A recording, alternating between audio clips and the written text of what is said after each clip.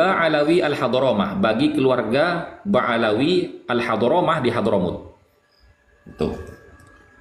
Itu sudah jelas. Ini maklumat dari Naqabatul Ashraf At-Talibiyin fi Alamil Islami yang dikeluarkan tahun 2017.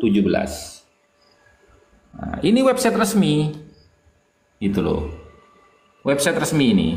Gitu. Oke. Ya itu kan makanya Gus, itu kan data. Tapi kan juga banyak data yang lain Gus, seperti nakobanya Syekh Mahdi Ar-Rajai, kemudian nakobah Ibrahim bin Mansur, itu kan juga apa namanya? Saya tanya, ya oke, saya tanya, Ibrahim bin Mansur dan Mahdi Rajai itu nakobah apa nasabah? Kalau apa namanya? Kalau orangnya itu ya nasabah. Kalau nakobah itu lembaga. Nah, sekarang saya tanya, dia membuat pernyataan itu resmi atau pribadi? Pernah isbat nasab Gus, ada kop stempelnya juga kan? Iya, saya tanya, itu pernyataan resmi atau pribadi? Resmi. Resmi dari mana? Nakobah mana? Iran. Iya, nakobah apa namanya di Iran? Ada Gus namanya. Saya lagi gak bawa data sih, lagi apa di luar. Jangan bilang nggak bawa kemarin data. Gus, Data saya Gus Hasan. Bentar, jangan dipotong, saya jelaskan dulu. Ya silakan Gus. Datanya Mahdi Rajai. Jadi sampean kalau nggak punya data, jangan bilang punya data, Bang. Dia tidak mengatasnamakan lembaga. Itu stempel pribadi dia sebagai nasabah.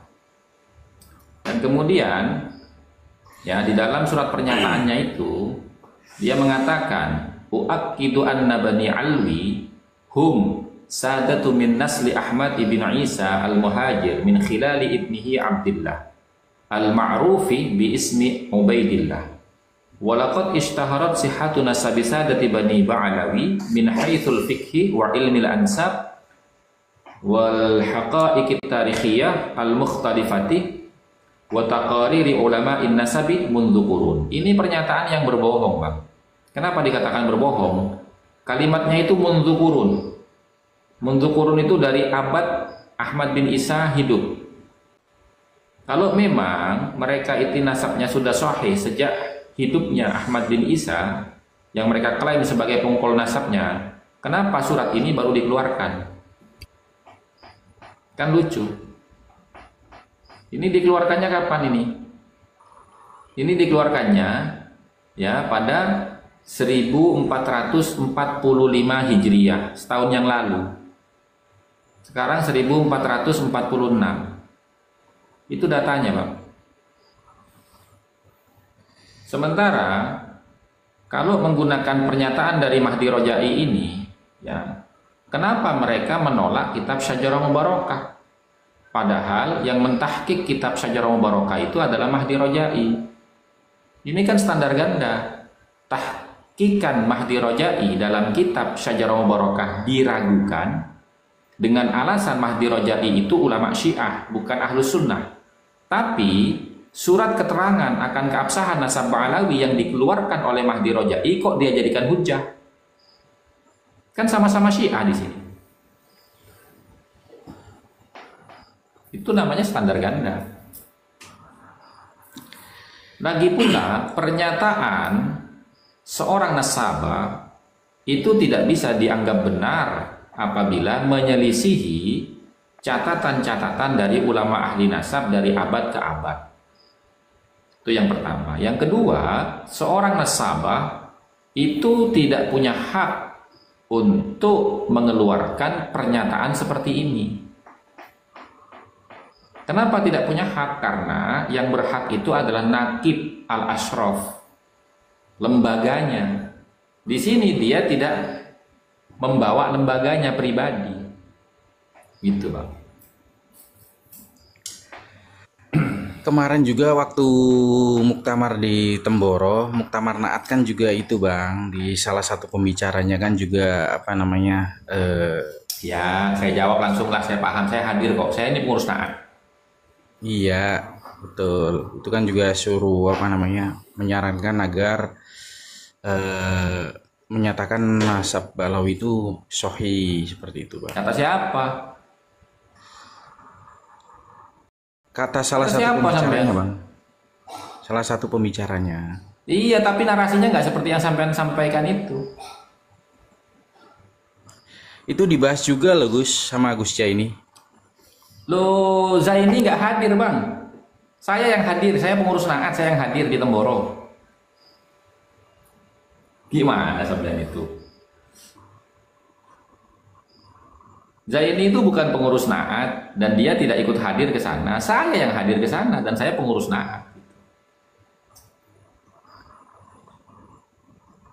Itu yang mengatakan kan Syekh Muhammad Al-Hadi toh dari Iya, betul. Maroko toh. Apa bahasa dia? Nasab Wali Songo bagi saya itu lebih sahih daripada nasab Ba'alawi. Itu bahasanya, Bang. Coba lihat di videonya itu lagi. Iya, ada. Saya enggak. Itu ada. Ya memang seperti itu, bukan ada. Memang seperti itu, bukan ada. Nggak ada lagi yang lain, cuma seperti itu. Yang Ba'alawi. Barusan kan saya bilang, bagi saya nasab Wali Songo itu lebih sahih daripada nasab Ba'alawi. Kok yang Ba'alawi gimana sih? Sampean paham nggak dengan kalimat itu? Paham, cuman ada apa namanya sambungannya yang berkaitan dengan nasab Ba'alawi, Gus. Barusan kan sudah jelas bang, nasab Wali Songo lebih sahih daripada nasab Ba'alawi. Paham nggak kalimat itu? Paham. Yang Apa menyatakan artinya kalimat itu? Ba'alawi itu sahih gimana? Nggak paham sampean ini. Mana nanya nasabnya Ba'alawi sahih lagi. Sudahlah, tidak paham sampean. Nasab Wali Songo lebih sahih daripada Ba'alawi, kan itu artinya gitu loh. Cuman kan ada Itu bukan lanjutan artinya pernyataannya. bang, itu pernyataannya Sayyid Muhammad Al-Hadi, bukan artinya. Itu pernyataannya Muhammad Al-Hadi dari Maroko. Bagi saya nasab Ba'alawi itu bagi saya nasab Wali Songo itu lebih sahih daripada nasab Ba'alawi. Itu pernyataannya beliau, bukan artinya. Saya nanya ke sampean, tahu nggak artinya itu apa?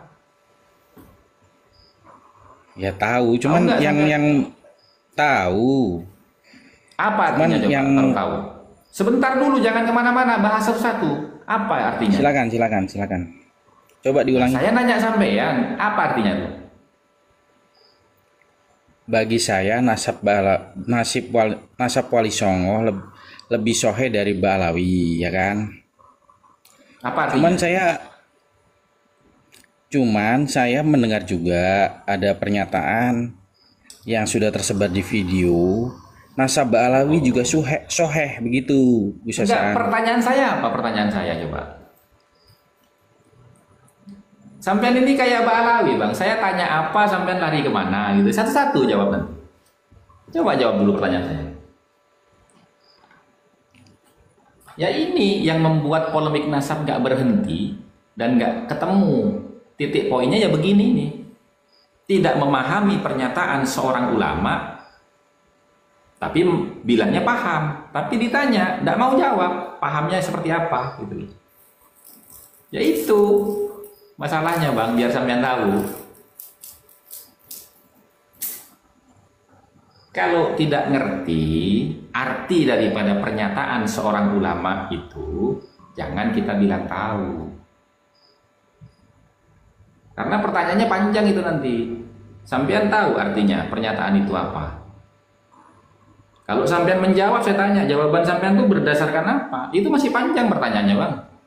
Karena agama ini agama dalil, bukan agama menerka-nerka, bukan.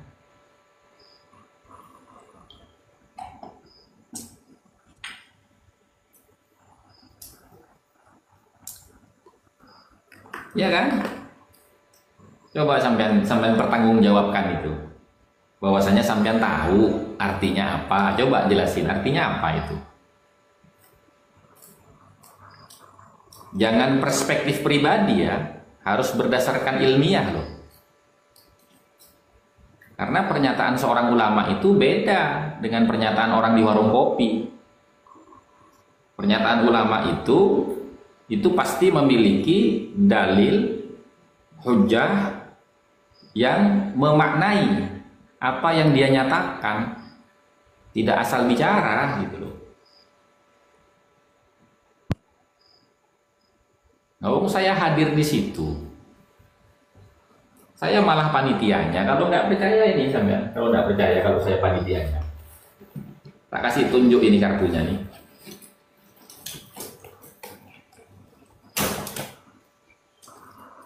Ini tak kasih tunjuk kartunya sampean.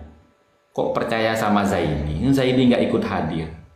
Nih, ini kartu saya. Nih masih bagus ini kartu saya nih. Ya. Jadi kalau berbicara itu, insya Allah saya pakai data dan ada argumentasinya, Bang, jelas gitu loh.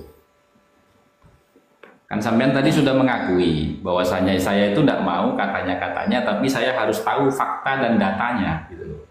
Iya, tahu betul Gus saya. Kalau Gus Hasan nih roomnya udah wajib ilmiah dah, saya tahu tuh. Iya, makanya kan gini Bang, kalau saya bukan hanya apalagi mereka ya, orang saya sendiri nih, orang yang ada satu kubu dengan saya.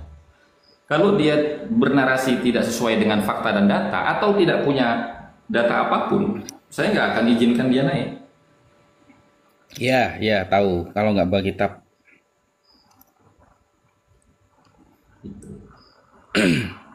Dan dari dulu Gus Hasan seperti itu. Dan gini Bang, Muhammad Al-Hadi, Sayyid Muhammad Al-Hadi dia itu tidak diundang ke Muktamar Naat, jadi dia bukan seorang pembicara di situ. Itu yang pertama. Kenapa? Karena dia itu datang ke Indonesia dalam rangka silaturahmi kepada Syekh Rahimuddin Nawawi di Bekasi. Nah kebetulan setelah acara dia tidak langsung pulang ke negaranya. Nah bersamaan dengan itu Syekh Rahimuddin Nawawi sebagai tuan rumah itu diundang untuk menghadiri acara Naat karena beliau juga bagian dari pengurus Naat. Kan tidak mungkin tamu dari luar negeri akan ditinggal, maka diajaklah ke acara itu.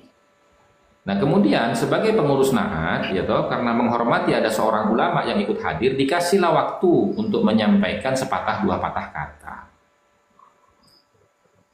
Nah, dan di saat itu yang menjadi pembicara resmi dalam pembahasan Jumadil Kubro, pembahasannya itu Jumadil Kubro saat itu. Dan itu ada nasabah dari Yunan, Cina, nasabah dari Pakistan, nasabah dari Tunisia dan Maroko. Itu yang menjadi pembicara. Nah, beliau juga bukan seorang ahli nasab. Beliau itu adalah ulama tasawuf. Nah, dari situ maka beliau tidak bisa membela salah satu keabsahan nasab di antara dua kelompok. Kenapa? Karena itu melanggar etika, karena beliau tidak sebagai pembicara. Dan beliau bukan seorang nasabah. Makanya dia menggunakan kalimat majasi. Sehingga tidak menimbulkan satu keributan. Makanya dia mengatakan, bagi saya nasab Wali Songo lebih sahih daripada nasabnya Ba'alawi. Artinya apa? Di dalam perspektif ilmu nasab tidak ada kalimat lebih sahih, yang ada itu sahih. Artinya kalau dia menggunakan kalimat lebih sahih berarti yang lain nggak sahih. Tapi dia tidak mengatakan tidak sahih karena dia bukan nasabah. Itu Bang. Silahkan pelajari gramatika bahasa Arab ketika orang berbicara seperti apa kan gitu. Nah sekarang kalau seumpamanya Panjenengan mengatakan nasabnya Pak Alawi Sahih itu berdasarkan apa? Sementara Kalau di sini saya ya, tentu saja, ya gimana? enggak, sementara di sini di Mahdi Rojai ini tidak menyebutkan alasan secara ilmiah. Dia hanya mengatakan ya, walaqad istaharat sihhatu nasabi sadati Bani Alwi min haitsul fiqhi wa ilmil ansab wa haqa'iqit tarikhiyatil mukhtalifati wa taqariri ulama'in nasabi inda qurun. Ini tidak bisa dipertanggungjawabkan ini. Nah, sekarang begini, wong sahnya nasab Alawi kok min haitsu fiqhi. Fikih itu tidak membatalkan, tidak mengesahkan nasab orang karena dia membahas masalah ubudiyah dan muamalah, tidak membahas tentang sah dan tidaknya nasab. Ini aja udah salah ini. Sejak kapan ilmu fikih itu membahas sah dan tidaknya nasab seorang?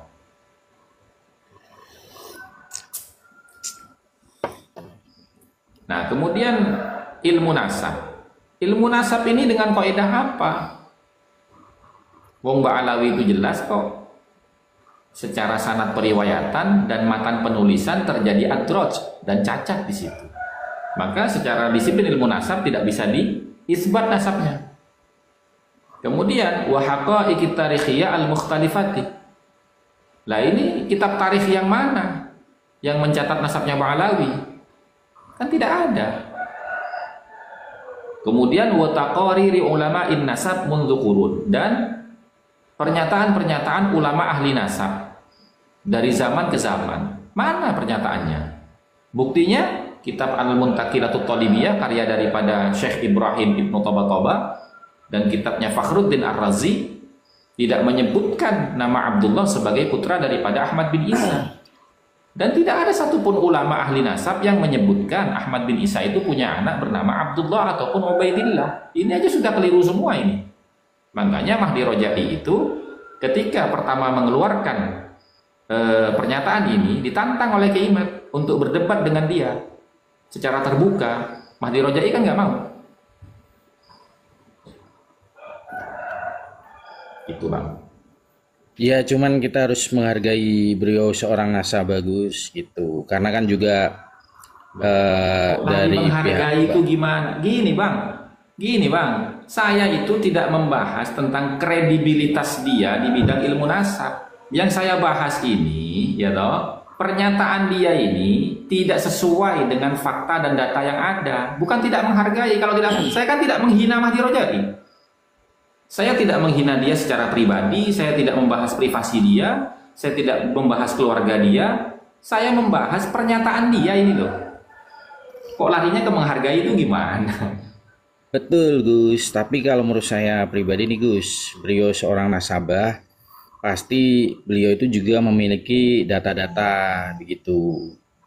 Kan kita tidak tahu kan. Ini yang kita bahas, datanya mana? Bikin pernyataan tapi tidak memuat data. Itu yang saya tanyakan dari tadi, mana datanya? Sampai sekarang kan tidak ada Mahdi Rojai. Hilang begitu aja. Iya kan?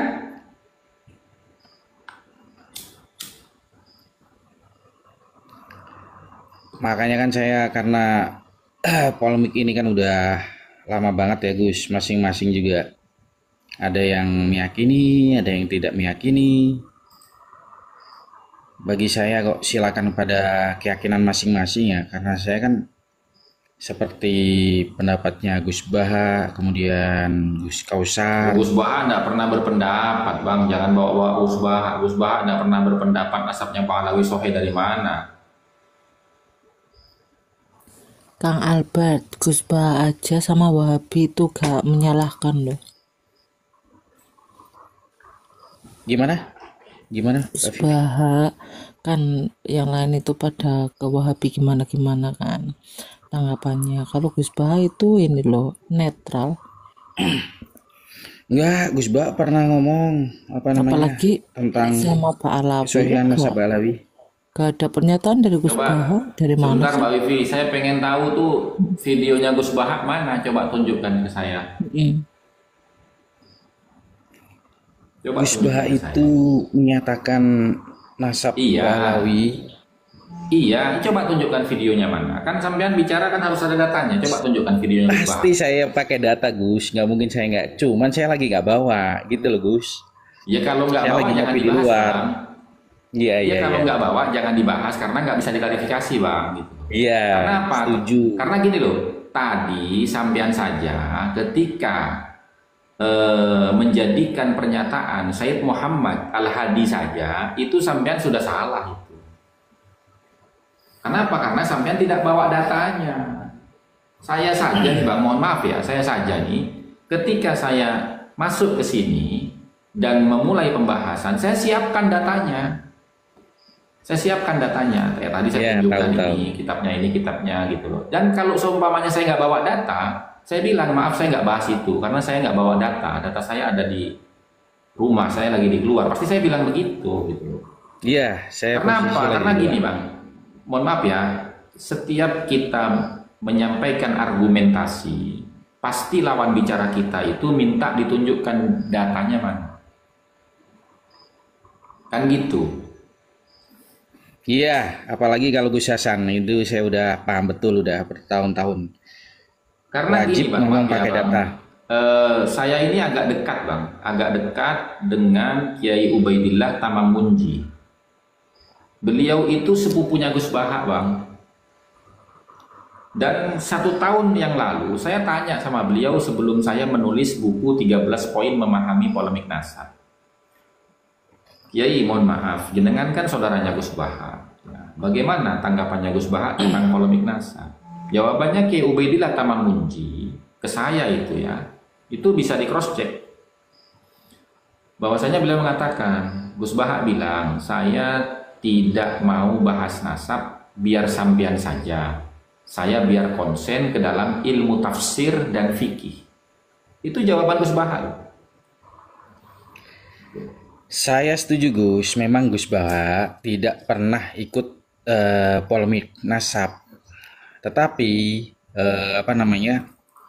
jejak digital video dari Gus Baha itu ada yang menyatakan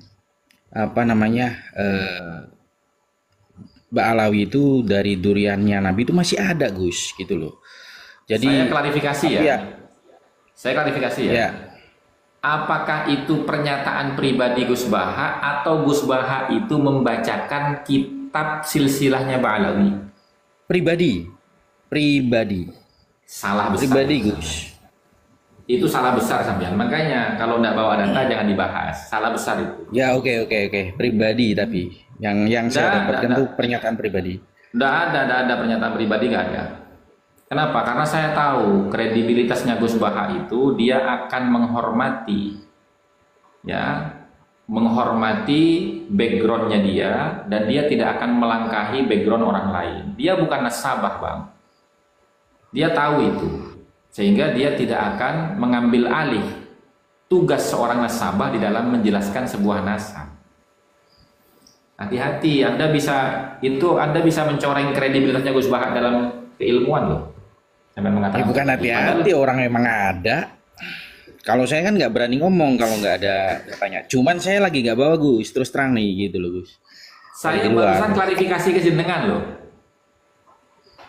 Gus Bahak itu bukan pernyataan pribadi dia. Dia membacakan kitabnya Ba'alawi. Kalau pribadi Gus Bahak, emang Gus Bahak Ba'alawi? Kok punya pernyataan pribadi tentang Ba'alawi? Lah iya kan? Ya nanti saya bilangin disuruh nunjukin videonya, saya lagi nggak bawa. Gitu loh Gus. Loh, iya. Makanya tadi kan saya bilang, jangan sampean itu membicarakan sesuatu yang sampean tidak membawa atau tidak punya datanya. Karena tidak bisa diklarifikasi gitu loh. Dan setahu saya ya, ketika Gus Bahak menyatakan itu, dia kan sedang membaca kitabnya Ba'alawi. Bukan lagi membaca Gus, bukan lagi membaca. Ya, terserahlah. Ya, terserahlah. Tapi memang dalam hal ini emang saya salah, karena kalau sama Gus Hasan itu kalau tidak membawa data itu udah pasti tidak bisa gitu. Saya udah tahu itu Gus. Dari dulu emang Gus Hasan itu salah satu yang pasti pendekatannya itu ilmiah. Itu saya udah tahu dari 2 tahun yang lalu. Gini Bang, ya, di dalam kitab Rosail fi Ilmil Ansab halaman 104 itu ada pernyataan seperti ini. Wala ibrata bi taqrirati man laisa min ahli dirayati bin nasab. Tidak bisa dianggap sebagai bentuk isbat nasab keterangan-keterangan dari orang yang bukan ahli nasab. Makanya dengan kapabilitas keilmuan Gus Bahak yang sangat luar biasa, saya yakin dia tidak akan melangkahi etika di dalam menyampaikan suatu narasi yang berkaitan dengan disiplin keilmuan yang bukan bidangnya.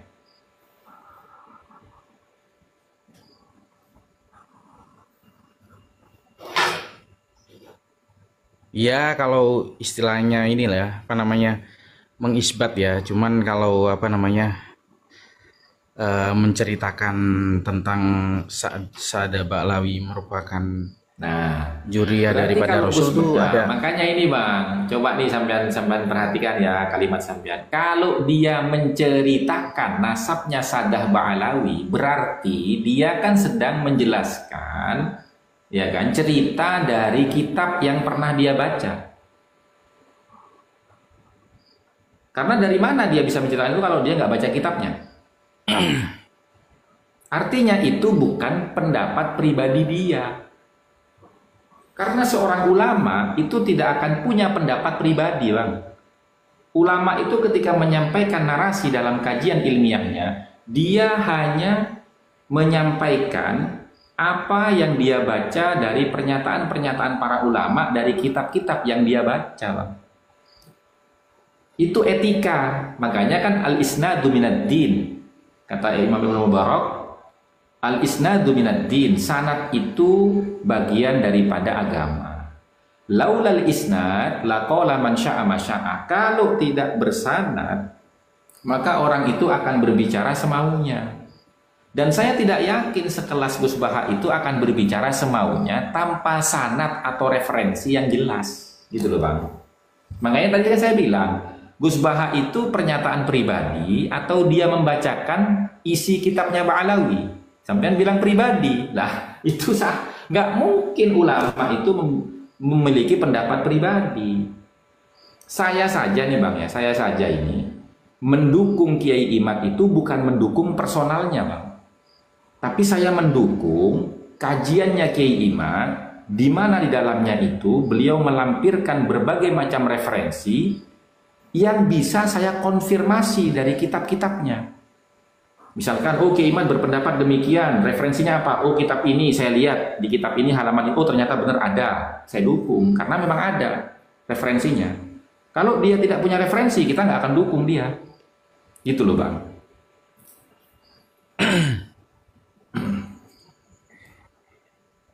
Iya Gus, apa namanya, kalau masalah itu tadi ya, lebih baik saya bilang ini ya, sebelum saya apa namanya bisa membawa buktinya ya, saya tidak berani apa namanya menyimpulkan sebuah pernyataan atau bagaimana sebelum membawa bukti gitu Gus.